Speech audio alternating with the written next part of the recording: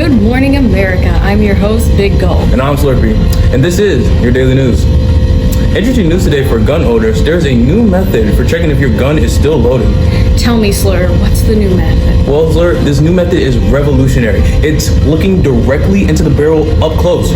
Really? Yes, with guns getting shorter in length, looking into the barrel directly is now a viable option. But what if a bullet is loaded and a gun accidentally fires? How do you prevent that? Well, here's the thing. To prevent this issue, the solution is quite simple. Keeping your finger on the trigger. Really? Yes, if you keep your finger on the trigger, you can look directly into the barrel without worrying if the gun will accidentally fire, because your finger is there to prevent it. Wow, modern technology is something else. Indeed it is, big. And in other local news, one may have attempted to marry his own gun. His own gun, big? His own gun, Slur. Wow, he must be a happy man if she said yes. That would be Slur, but the courts were not happy. They said that the marriage between Cletus Shaw and his 12-gauge shotgun Lorraine is not legally recognized because the gun is an inanimate object and it is not a person. Wow, there's never want to see a man happy, do they? But Cletus will not be backing down. He is sad.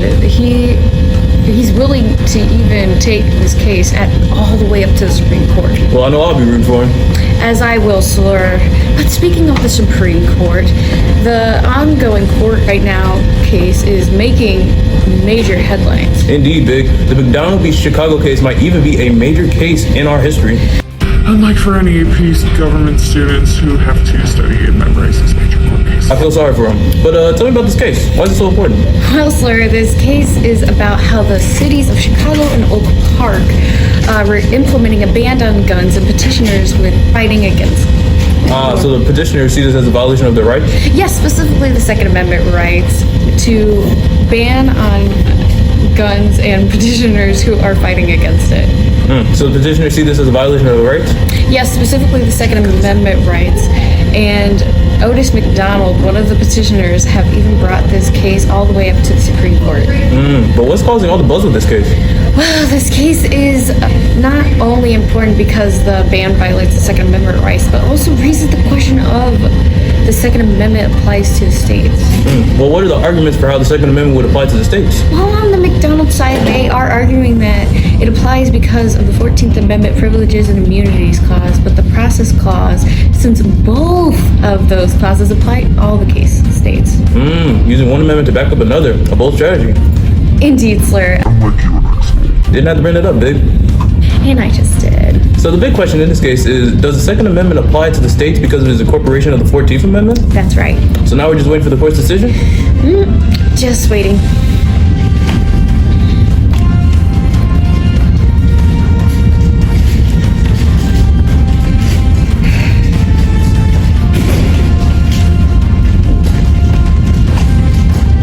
What's up? I think I'm taking the further one. You are. Where are you going? I don't know if it's McDonald's. Like kind of done with filming, right? Is we?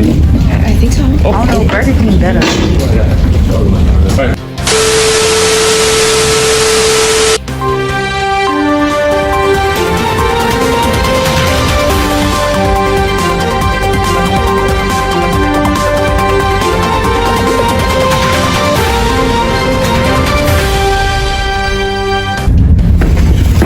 All right. Breaking news.